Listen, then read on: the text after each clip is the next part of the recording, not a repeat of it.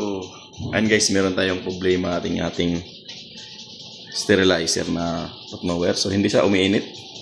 So, wala siyang error. So, wala siyang fault dito guys. Yan ang problema ko, wala siyang fault. So, hindi siya umiinit.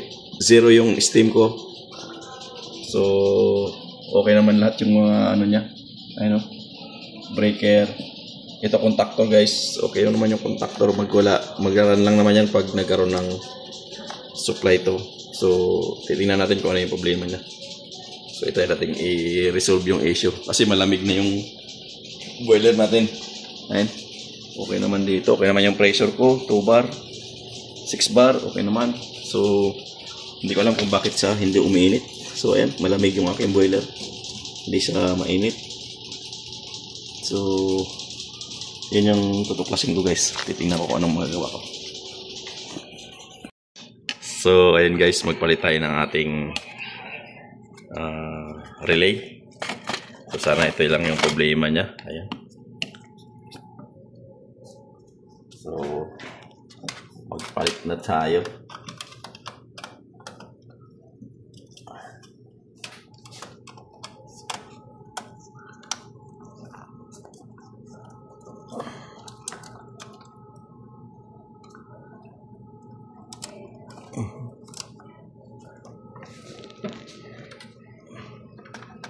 So 3 and 4.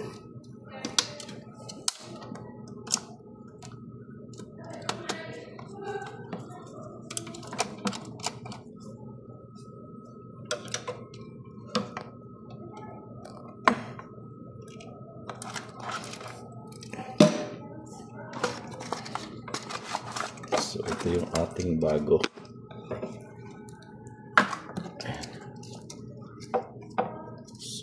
Pinagkaiba. So ito naka-auto. Okay lang. So parehas lang to sila.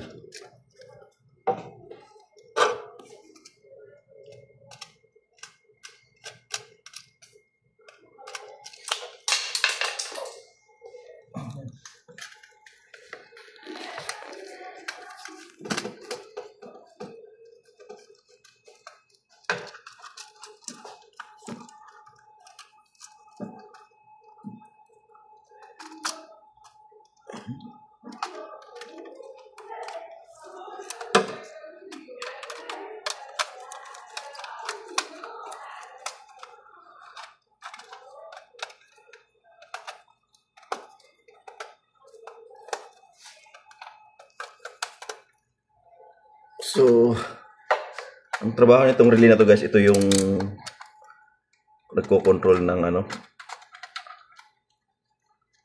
ng ating contactor.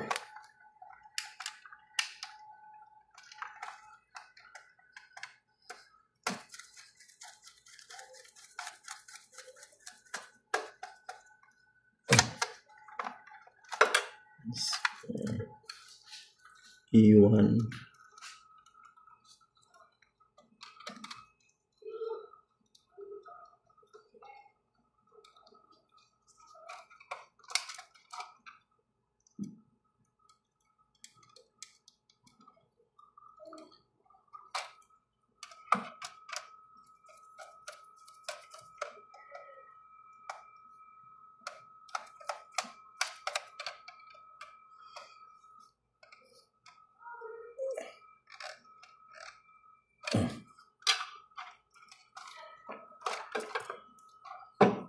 So ito yung ating ito.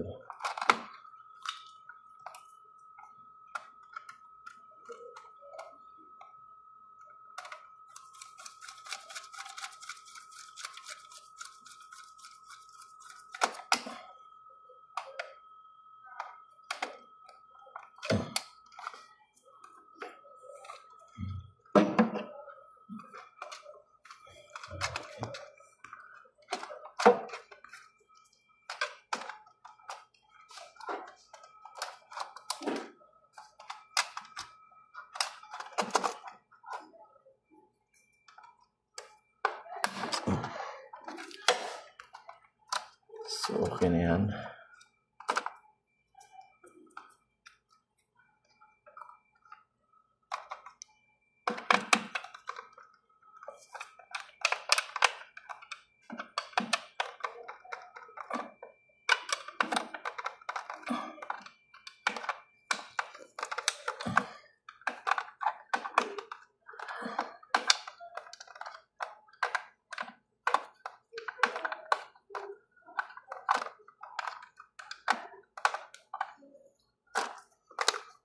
So, naka-on na.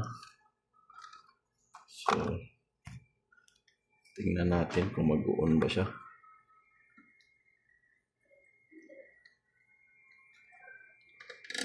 No, it's okay. Power on. Bismillah.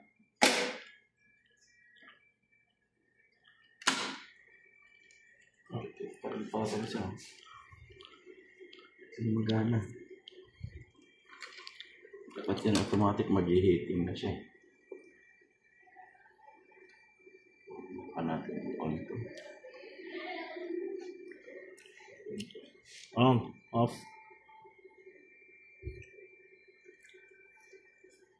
Auto.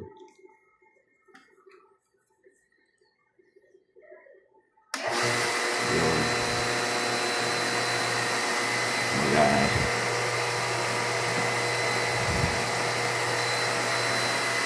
Refill ng tubig. So dapat pala yan naka-on, hindi siya naka-auto. So sira talaga to. Balik. So nag-refill na ng tubig.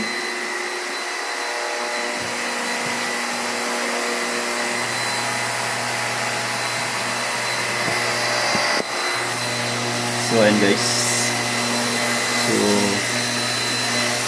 nag-refill na yung ating tank.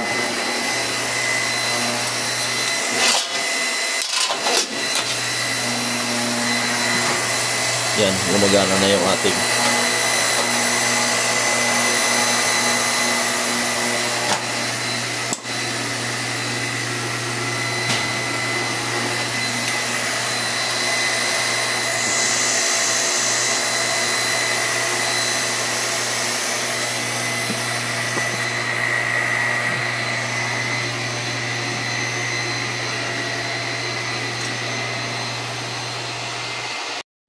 So ito guys, nagpalit na ako ng bagong relay.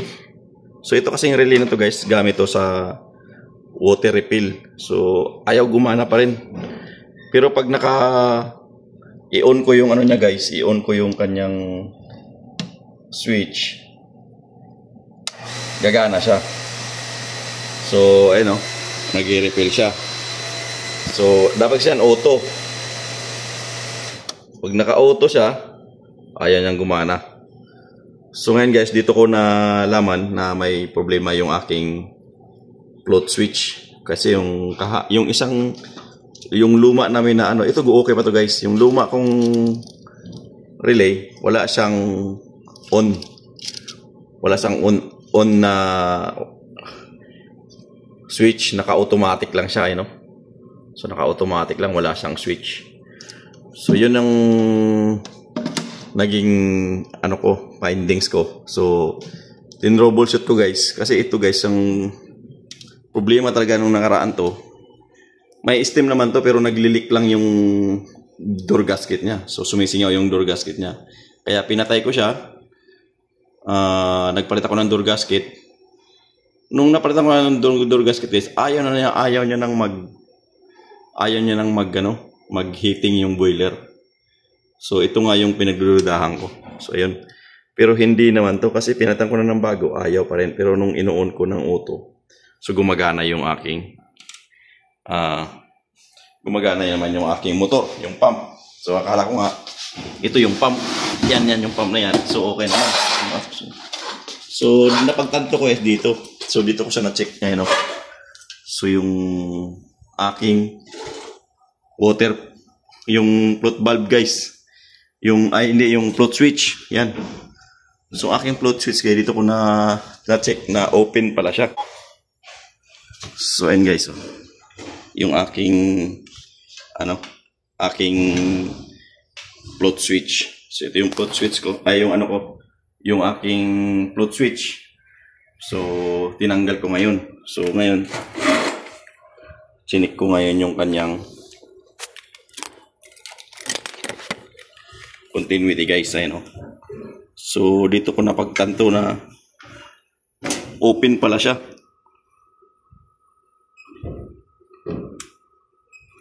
So, ayun guys, oh. Pag sinungkat ko siya ng meter, ano? So, open yung ating float switch. Yan, kahit naka-switch ako ng aking, ayan. So, open dapat yan guys. Nagsuswitch yan kasi meron siyang tubig. Puno siya. So, yan, puno ng tubig. So, bakit hindi pa rin siya nag-switch? Ayun, oh. So, yan ang troubleshoot ko guys. Sira yung ating float switch. So, yun guys, meron akong float switch. Ayun, oh. So, i-compare ko yung float switch ko dito sa float switch na dito na nasira. So, dapat ito sa. Aywa. I'm in CSSD. Today what beef? I will go out beef. I will message you. Okay. So, ayun guys. So, ayun, oh. Ayan. So, okay. On. All. Ayan guys. Ayan guys. Ayan. So, ayan. So, gumagana yung switches na bago. So, ito guys, wala. As in. Kahit puno na yung tubig. Wala. Kaya pala, ayaw gumana yung aking boiler. So, ngayon, gagawin natin is tatanggalin natin yung tubig nito. Ano muna natin yung tubig guys. Kasi magpapalit tayo ng papalitan ko lang ng float switch. Ito, tatanggalin ko. So, yan. Switch lang, hindi pala ito float switch. Nga pala float switch pala tawag dito. So, tatanggal. Float switch na ito. Papalitan ko ng isa. Ayan.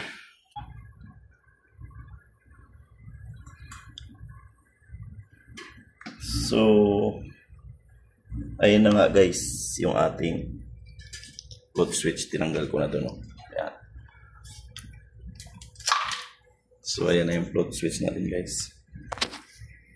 So, tinanggal ko na doon sa butas, ayan. So, ilagay na natin yung ating bagong float switch.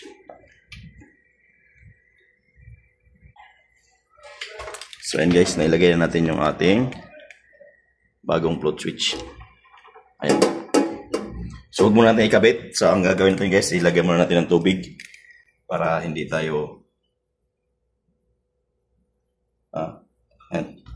So, hindi muna natin lagyan ng tubig pala. Kukunik na natin yan bago natin lagyan ng tubig. So, ayan guys. Ayan o. So, gumana na siya. Ayun o, gumagana na siya. So, tingnan natin dito kung gumagana yung ating heater. So, ayun guys o. So, gumana na yung ating heater. So, yun lang yung problema niya guys. Ang ating problema is yung pinaka float switch lang. So, pinahirapan pa niya ako. Nagpalit ako ng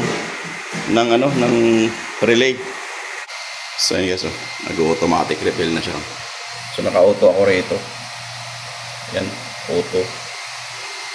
So, ano. Heating niya, temperature. So, hindi naman umiinit yung ating contactor. Okay naman. So, yan. Heating na siya. Antayin lang natin mag-heating para pag-buoydic test na tayo. So, konting tip pala tayo guys, pag hindi gumagana yung ating boiler, so hindi nag-run yung ating heating ng boiler, isa sa mga cause pala is yung itong float switch at saka itong door switch. Itong door switch guys. Isa rin to sa mga cause pag hindi yan gumagana yung boiler. So, nakalink doon yung sa program ng ating sterilizer. So yan. Heating. 29. Ayun yung aking jacket tsaka chamber. Pressure. steam generator. So I don't know why now it's coming 30. We will see. Now 30, still hitting.